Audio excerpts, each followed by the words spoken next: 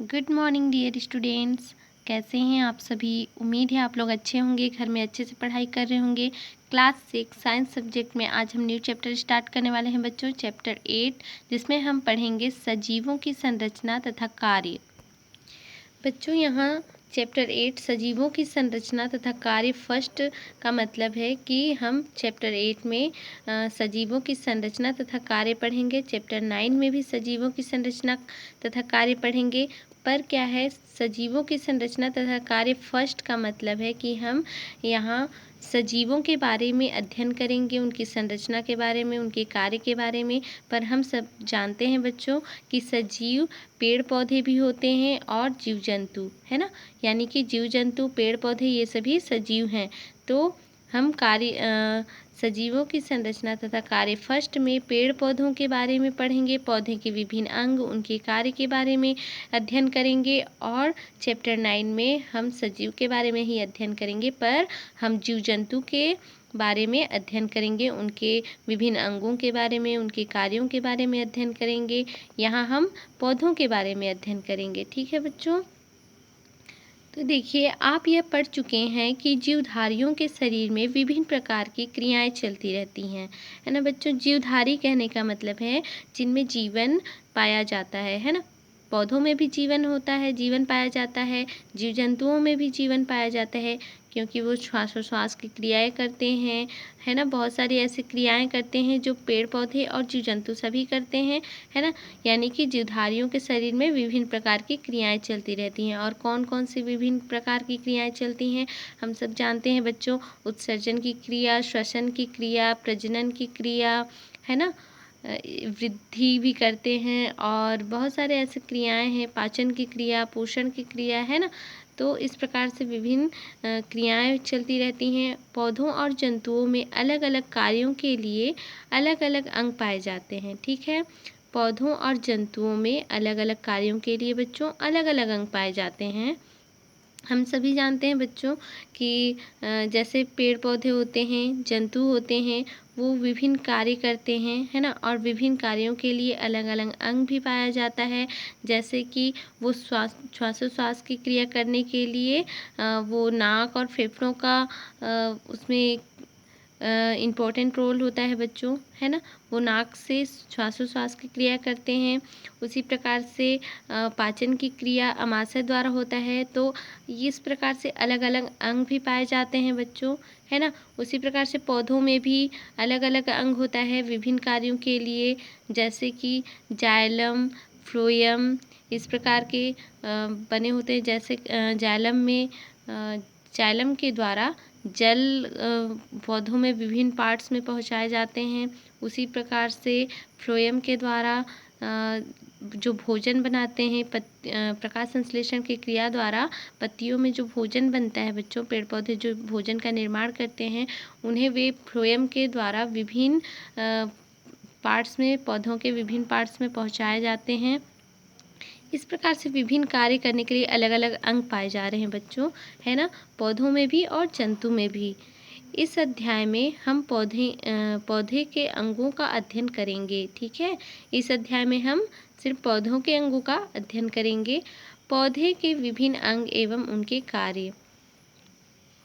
चित्र 8.1 को ध्यान से देखिए। तो यहाँ पर बच्चों आप लोग देखेंगे चित्र 8.1 पौधों के विभिन्न अंग हैं। ये हम देखेंगे बच्चों, इसमें पौधे के विभिन्न अंग दिखाए गए हैं। अच्छा होगा कि आप कोई पौधा जड़ सहित उखाड़ कर कक्षा में लाएं और चित्र की सहायता से उसके विभिन्न अंगों को पहचानें।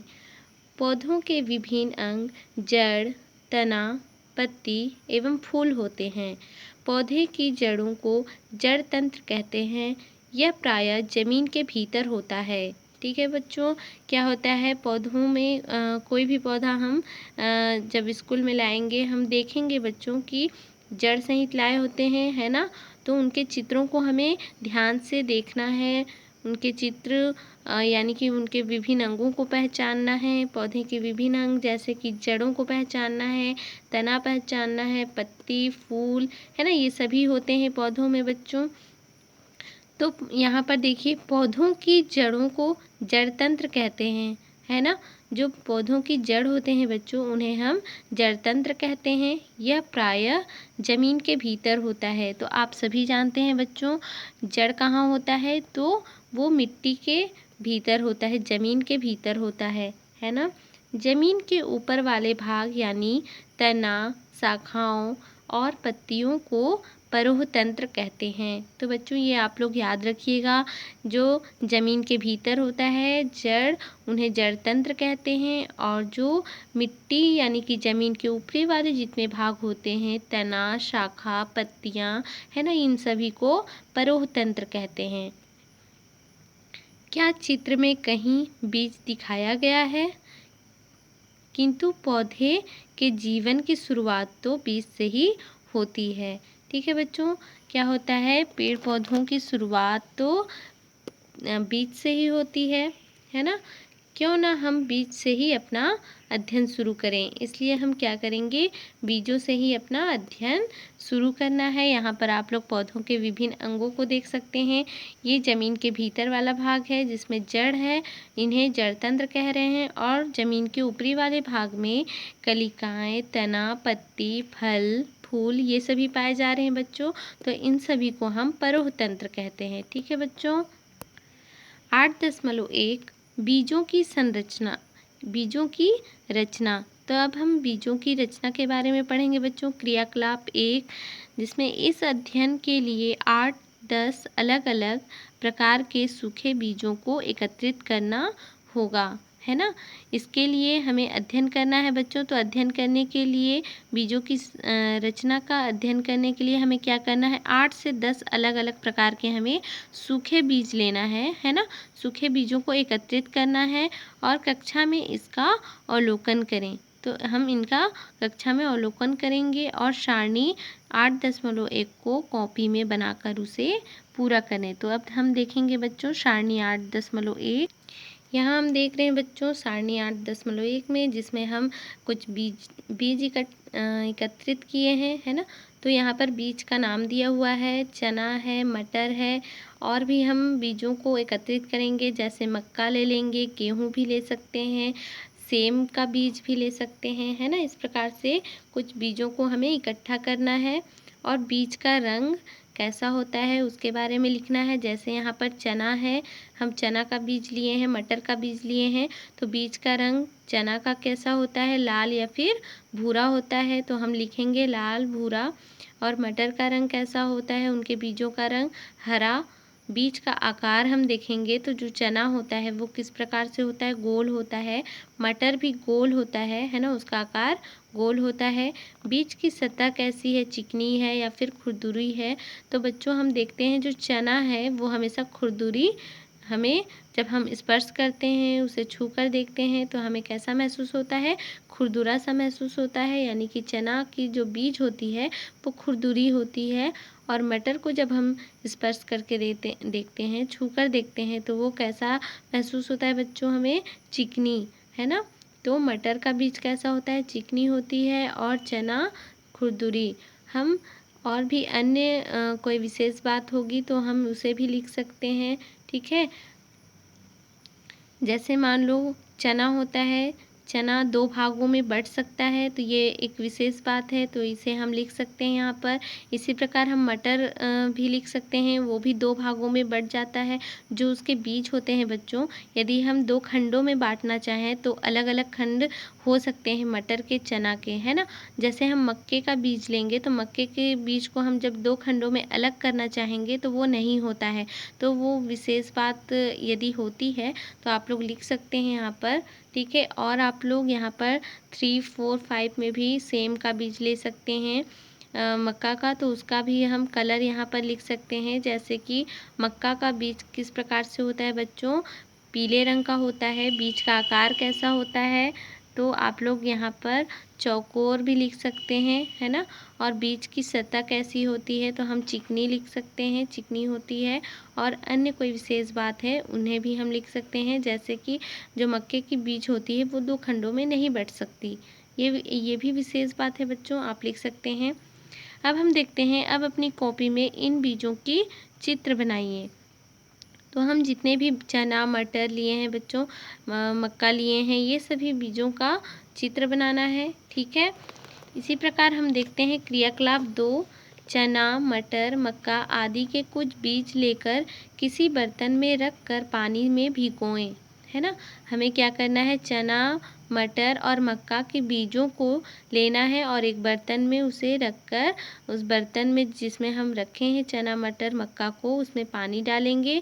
पानी डालेंगे तो चना मटर क्या होगा, भीग जाएगा और भीगने के बाद वो क्या होगा, अगले दिन भीगे हुए बीजों का हमें अवलोकन करना है। ठीक है। जब हम अवलोकन करेंगे बच्चों तो देखेंगे मटर क्या होता है, थोड़ा थोड़ा फूल जाता है, चना फूल जाता है, मक्का भी फूल जाता है ना। अब बीजों को अंकुरित करने के लिए प्लेट में रखकर मोटे तथा गीले सूती कपड़ों से ढक दें। अब हमें क्या करना है, बीजों को अंकुरित करना है। ठीक है। तो अंकुरित करने के लिए हमें क्या करना है, प्लेट में रखना है बीजों को और मोटे तथा गीले सूती कपड़े, है ना, जो सूती कपड़ा होगा बच्चों वो गीला होना चाहिए, जिससे हमें उन बीजों को ढक देना है, उन प्लेट में रखे बीजों को। और प्रत्येक दिन हमें क्या करना है, अवलोकन करना है। ठीक है। तो हम जब अवलोकन करेंगे प्रत्येक दिन तो उन्हें निम्न सारणी में लिखेंगे। यहाँ पर सारणी 8.2 दी हुई है, जिसमें हम देखेंगे बीज का नाम दिया हुआ है, मटर मक्का, है ना। इसी प्रकार से हम चना ले लेंगे, और भी बीज आप लोग ले लेंगे, गेहूँ ले सकते हैं। ठीक है। और सेम का बीज ले सकते हैं, या किसी भी आप कोई सा भी बीज ले सकते हैं। अब हम उनका जब अवलोकन करेंगे बच्चों तो देखते हैं पहला दिन, दूसरा दिन और तीसरा दिन। तो पहला दिन कैसा होता है, जो मटर का बीज है बच्चों वो आकार में फूल गया होता है ना, यानी आकार उसका थोड़ा बड़ा हो जाता है क्योंकि वो फूल गया होता है।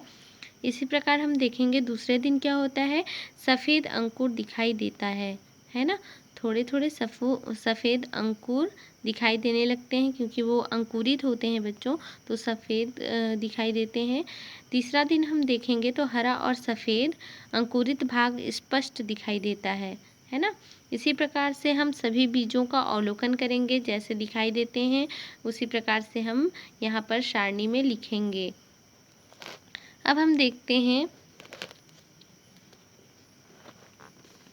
अब अंकुरित बीजों के छिलके निकालने का प्रयास करें तथा बीज की आंतरिक रचना का मिलान चित्र 8.2 से करें। बच्चों जब हम बीजों को अंकुरित करते हैं तो अंकुरित वो बीज क्या होता है, अंकुरित करने टाइम हम जब भिगोते हैं, है ना, पहले अंकुरित से पहले क्या करते हैं, पहले तो बीज को भिगोते हैं। तो भिगोने से क्या होता है, वो बीज फूल जाता है।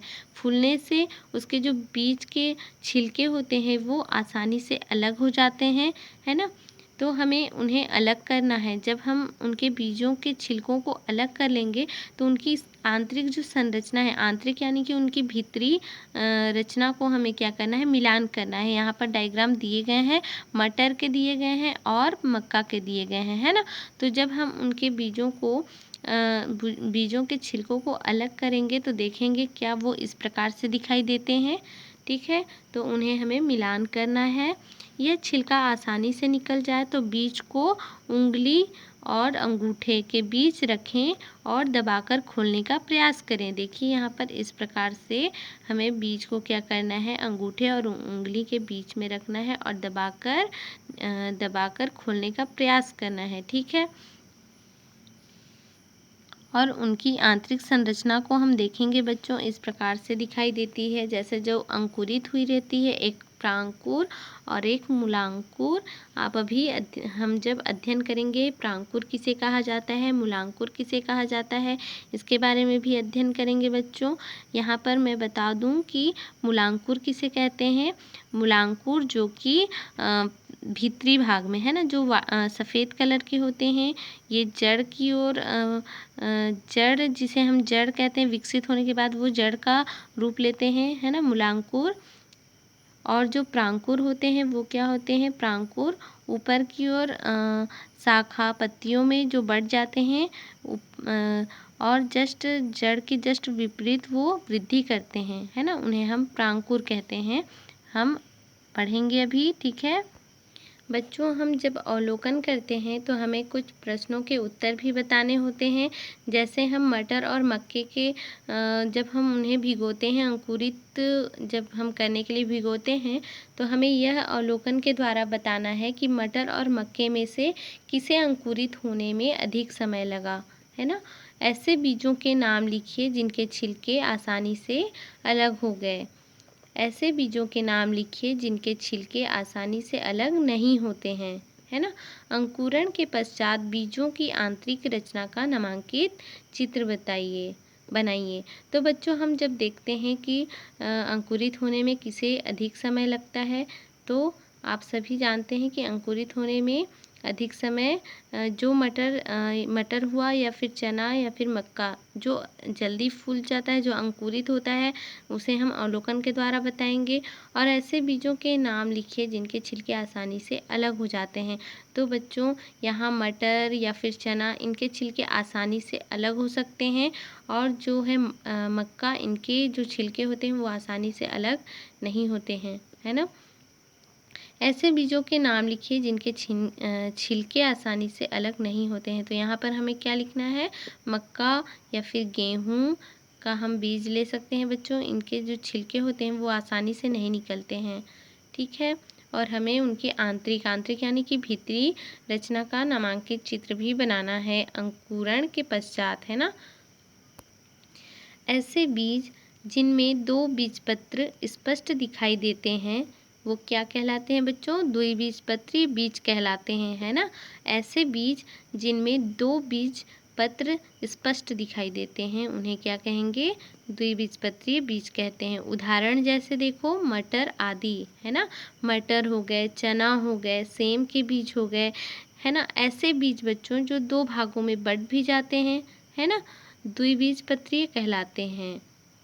ऐसे बीज जिनमें एक बीजपत्र पाया जाता है, ठीक है, यानी कि एक ही बीज पाया जाता है, एक बीजपत्रीय बीज कहलाते हैं। उदाहरण गेहूँ, ठीक है। तो बच्चों, हम देखते हैं जैसे मटर देखते हैं या फिर चना देखते हैं, तो इनमें हम देखते हैं दो बीज पाया जाता है। अक्सर जब हम उनके फल को देखते हैं, उनके अंदर जो बीज होते हैं उन्हें देखते हैं, तो 2 से 3 ऐसे पाए जाते हैं, है ना? और ये दो भागों में बट भी जाते हैं। जब हम उन्हें अलग करना चाहते हैं तो दो भागों में इस प्रकार से अलग करना चाहें तो दो भागों में बट जाते हैं, ठीक है। इसी प्रकार से हम गेहूँ को देखते हैं, तो गेहूँ सिर्फ में एक ही बीज होता है, ठीक है। तो देखते हैं ये दो भागों में नहीं बँट पाता है। तो ऐसे बीज जिनमें जो दो भागों में नहीं बँट पाते हैं, है ना, उन्हें एक बीजपत्री कहते हैं और एक ही बीज पाया जाता है। और ऐसे बीज जिनमें जो दो भागों में बँट सकते हैं और एक से अधिक बीज पाए जाते हैं, वो क्या कहलाते हैं? द्विबीजपत्री कहलाते हैं। अब हम पढ़ेंगे क्रियाकलाप 3, ठीक है। क्रियाकलाप 3 के द्वारा हम समझेंगे बच्चों, कांच के गिलास में गीली मिट्टी लें, है ना। एक कांच का गिलास लेंगे, यहाँ पर आप लोग डायग्राम में भी देख रहे हैं, कांच का गिलास है और इसमें हम गीली मिट्टी लिए हैं। कुछ अंकुरित बीजों को गिलास में इस प्रकार रखें, है ना। कुछ अंकुरित, यहाँ पर अंकुरित किया हुआ बीज है बच्चों, पहले से अंकुरित हो चुका है, उसे हमें क्या करना है? गिलास में इस प्रकार रखें। चित्र 8.3 अ नंबर में हमें इस प्रकार से रखना है कि उनके अंकुरण में होने वाली जो वृद्धि है गिलास के बाहर से देखी जा सके, है ना। ये किस प्रकार से वृद्धि कर रहे हैं, इनके जो अंकुरण है उसे हमें देखना है, ठीक है। तो हमें इस प्रकार से रखना है गिलास में कि ताकि वो हमें स्पष्ट रूप से दिखाई दे। तो वृद्धि करते हुए अंकुरण का प्रतिदिन अवलोकन करें। जब ये अंकुरित चना है, जब वृद्धि करता है तो हमें प्रतिदिन अवलोकन करना है बच्चों कि ये किस प्रकार से वृद्धि करते हैं, बढ़ते हैं, ठीक है। आपने देखा कि बीज से निकलने वाला सफ़ेद भाग भूमि की ओर वृद्धि करता है ना।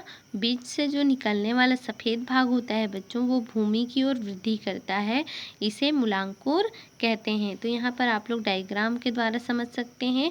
यहाँ पर जब हम अंकुरित चना को लिए हैं, चने का बीज को लिए हैं, तो इसके के जो सफ़ेद भाग है बच्चों वो किस ओर वृद्धि करता है? भूमि की ओर वृद्धि करता है ना। तो जो भूमि की ओर वृद्धि करता है इसे हम क्या कहते हैं? मूलांकुर कहते हैं। जो विकसित होकर जड़ बनता है ना। विकसित होकर यानी कि जब वो वृद्धि करता है, बढ़ जाता है, तो वो जड़ का रूप ले लेते हैं, है ना, मूलांकुर। इस प्रकार अंकुर का हरा भाग, है ना, इस प्रकार जो अंकुर होता है उसका हरा भाग मिट्टी से ऊपर की ओर वृद्धि करता है। आप लोग देख रहे हैं यहाँ पर हरा वाला भाग है वो मिट्टी से ऊपर की ओर वृद्धि कर रहा है, जिसे हम क्या कहते हैं? प्रांकुर कहते हैं, है ना। इसे प्रांकुर कहते हैं। जो विकसित होकर क्या बनाते हैं? परोह बनाता है। परोह में देखिए तना, पत्तियाँ, फूल, फल एवं बीज परोह के भाग हैं, है ना। ये परोह के ही भाग हैं बच्चों। तना, पत्तियाँ, फूल। हम जानते हैं कि जड़ यानी कि ज़मीन के भीतर वाली भाग जो जड़ है उन्हें जड़ तंत्र कहते हैं, और जो ज़मीन के ऊपरी वाली भाग में जो भी आते हैं जैसे तना, पत्तियाँ, फूल, फल, बीज, है ना, ये सभी क्या कहलाते हैं? परोह तंत्र कहलाते हैं। तो ये सभी क्या हैं? परोह के भाग हैं। इस प्रकार पौधों में दो तंत्र होते हैं, है ना। इस प्रकार पौधों में कौन कौन से तंत्र होते हैं बच्चों? एक परोह तंत्र और दूसरा जड़ तंत्र। दो प्रकार के तंत्र हो गए। तो भूमि के अंदर जड़ तंत्र और भूमि के बाहर परोह तंत्र। चित्र 8.1 में आप लोग देख चुके हैं, है ना। अब हम देखेंगे 8.2 जड़ तंत्र। एक बीजपत्री पौधों जैसे गेहूँ, है ना, गेहूँ एक बीजपत्र के अंतर्गत आता है, और मक्के भी एक बीजपत्र के अंतर्गत आता है। जब हम मक्के को चने की तरह, मटर की तरह दो भागों में बांटना चाहें उनके बीजों को, तो अलग दो भागों में नहीं बँटते, और गेहूँ को भी बांटना चाहें दो भागों में तो वो भी नहीं बँटते। यानी कि ये एक बीजपत्री होते हैं। इनके और भी कुछ लक्षण होते हैं बच्चों जिनके द्वारा हम एक बीजपत्री वाले पौधों को पहचान सकते हैं। आगे हम पढ़ेंगे। तो यहाँ देखते हैं जो एक बीजपत्रीय पौधे जैसे गेहूँ और मक्के के अंकुरित होते हुए बीजों में मूलांकुर की वृद्धि कुछ लंबाई के बाद क्या होती है? रुक जाती है ना। जो एक बीजपत्रीय पौधे होते हैं बच्चों, इनके जो मूलांकुर होते हैं वो उनकी वृद्धि कुछ लंबाई के पश्चात क्या होती है? कुछ लंबाई के बाद वो रुक जाती हैं, और वहीं से अनेक शाखाओं में रेशा की तरह विभाजित हो जाती हैं, है ना। अनेक शाखाओं में रेशा की तरह क्या होते हैं? वो विभाजित हो जाते हैं। इसलिए इन्हें क्या कहते हैं? रेशेदार जड़ कहते हैं, है ना। चित्र 8.4 नंबर में हम देखेंगे अभी। द्विबीजपत्रीय पौधों में जैसे चना और मटर में मूलांकुर की वृद्धि लगातार होती रहती है ना। मूलांकुर की वृद्धि कहने का मतलब जो जड़ है ना, जड़ वाले भाग को हम क्या कहते हैं? मूलांकुर कहते हैं। तो मूलांकुर की वृद्धि क्या होती है? लगातार होती रहती है। और जो एक बीजपत्री पौधे होते हैं बच्चों, इनके जो जड़ होते हैं ये कुछ वृद्धि करते हैं, फिर उसके बाद रुक जाते हैं, इनकी लंबाई रुक जाती है, और ये अनेक शाखाओं में विभाजित हो जाते हैं रेशे की तरह। पर क्या होता है, जो द्विबीजपत्री पौधे होते हैं इनकी जो मूलांकुर में वृद्धि होती है वो लगातार होती रहती है, और उनकी जो शाखाएं होती हैं बच्चों वो भी निकलती रहती हैं। इसे क्या, कौन से जड़ कहते हैं? मूसला जड़ कहते हैं, है ना। हम अभी देखेंगे चित्र 8.4 ब नंबर। कौन सा जड़ है? मूसला जड़। तो इस तरह जड़ें दो प्रकार की होती हैं, है ना। कौन कौन सी जड़ें होती हैं बच्चों? रेशेदार जड़ और सेकेंड मूसला जड़। दो प्रकार की जड़ हो गए, ठीक है। यहाँ पर आप लोग देख रहे हैं बच्चों अ नंबर में रेशेदार जड़। चित्र 8.4 जड़ों के जो प्रकार हैं, दो प्रकार के जड़ होते हैं, एक रेशेदार जड़ होते हैं और एक मूसला जड़, है ना। रेशेदार जड़ में क्या होता है, इनकी जो जड़ होते हैं, मूलांकुर होते हैं, वो वृद्धि करते हैं, और कुछ समय बाद इनकी वृद्धि क्या हो जाती है? रुक जाती है, और विभिन्न शाखाओं में ये विभाजित हो जाते हैं, यानी कि बढ़ जाते हैं, है ना, रेशों की तरह, इसलिए ये इस प्रकार से दिखाई देते हैं। और जो मूलांकुर द्विबीजपत्री का होता है, तो आप लोग देखिए मूलांकुर वृद्धि लगातार करते ही रहता है। इनकी जड़ें क्या होती हैं, फैलते ही जाती हैं, वृद्धि करते ही जाते हैं, ये विकसित होते जाते हैं। और आप लोग जानते हैं इनके जो बीज हैं ये भी 2 भागों में बढ़ जाते हैं और इनकी जो जड़ हैं ये मजबूत होते हैं, है ना। तो इस प्रकार से हम मूसला जड़ और रेशेदार जड़ को भी आसानी से पहचान सकते हैं कि इनकी जो रेशेदार जड़ होते हैं ये थोड़े वीक होते हैं, कमज़ोर होते हैं, और मूसला जड़ स्ट्रॉन्ग होते हैं, मजबूत होते हैं। ठीक है, अब हम देखते हैं क्रियाकलाप 4। सभी विद्यार्थी समूह में अपने शिक्षक के साथ किसी ऐसे स्थान पर परिभ्रमण के लिए जाएं, है ना। भ्रमण के लिए यानी कि आप लोग घूमने जा सकते हैं अपने शिक्षक के साथ समूह में, है ना। विद्यार्थियों के समूह बना लेंगे, ग्रुप बना लेंगे बच्चों, और किसी ऐसे स्थान पर जाना है जहाँ अलग अलग प्रकार के पेड़ पौधे लगे हों, है ना। परिभ्रमण पर जाने के पहले कुछ आवश्यक सामग्री जैसे कापी, है ना, तो हमें कॉपी भी ले लेना है बच्चों, पेन भी ले लेना है, ब्लेड या चाकू लेना है, बैग लेना है, अखबार आदि साथ रखें, है ना। तो ये सभी आवश्यक सामग्री भी हमें साथ लेकर जाना है और ऐसे जगह पे जाना है जहाँ की अलग अलग प्रकार के पेड़ पौधे लगे हों। ठीक है बच्चों, अब हम देखते हैं परिभ्रमण के समय आसपास के सभी पेड़ पौधों को ध्यान से निरीक्षण करें, है ना। हमें ध्यान से उन पौधों का निरीक्षण करना है। छोटे छोटे पौधों को जड़ और पत्तियों सहित उखाड़कर पुराने अखबार में रख लें, है ना। हम जो अखबार लेकर गए हैं बच्चों आवश्यक सामग्री में, इनमें हम क्या करेंगे, पत्तियों को यानी कि छोटे छोटे जो पौधे होते हैं उन्हें हमें जड़ सहित उखाड़ना है और उन्हें पुराने अखबार में रखना है। जहाँ तक हो सके अनुपयोगी पौधों, है ना, जो यूजफुल पौधे नहीं होते हैं, जो अनुपयोगी होते हैं, जैसे कि खरपतवार, है ना, घास, आप लोग सभी समझते हैं खरपतवार किसे कहा जाता है ना। जैसे आप लोग गेहूँ धान लगाते हैं ना, फसल लगाते हैं, उनमें खरपतवार उगाते हैं जो कि अनावश्यक पौधे होते हैं, है ना। इन पौधों को, घासों को आदि का हमें क्या करना है, संग्रहण करना है, यानी कि इकट्ठा करेंगे। किसी खेत या बगीचे से पौधे लेना हो तो अपने शिक्षक के द्वारा बताए अनुसार ही पौधों को एकत्रित करें। ठीक है, शिक्षक के द्वारा हमें खेत या फिर बगीचे के पौधों को लेना है और उनके बताए अनुसार ही हमें पौधों को एकत्रित करना है। एकत्रित किए हुए पौधों के नाम नोट करें, है ना बच्चों। जिस पौधों का नाम आप लोग जानते हैं उस पौधों का नाम को आप लोग लिखेंगे, और जिन पौधों का नाम मालूम नहीं हो, है ना, जिन पौधों का नाम आप लोग नहीं जानते हैं उन्हें आप लोगों को नाम देना है, जैसे क, ख, ग आदि नाम दे सकते हैं। परिभ्रमण के पश्चात कक्षा में वापस आने पर एकत्रित किए गए पेड़ पौधों को ध्यानपूर्वक अवलोकन करें, है ना। तो पेड़ पौधों का हमें ध्यानपूर्वक अवलोकन करना है बच्चों, जो हम परिभ्रमण करने गए थे, है ना, वहाँ से जो पेड़ पौधे लाए हैं उनका हमें अवलोकन करना है। तो हम देखते हैं यहाँ पर सारणी 8.3 को अपनी कॉपी में बनाकर उसे पूरा करें। तो बच्चों यहाँ देखते हैं पौधों का नाम दिया गया है चरोटा। ठीक है, ये भी हम परिभ्रमण के पश्चात ये पौधा हम लाए हैं, है ना। और भी हम पौधा ले सकते हैं, यहाँ पर कुछ घास लाए हैं या फिर जो अनावश्यक पेड़ पौधे हैं, छोटे पेड़ पौधे हैं। ठीक है, जड़ का प्रकार लिखना है और बीज का प्रकार एक बीजपत्री है या द्विबीजपत्री है।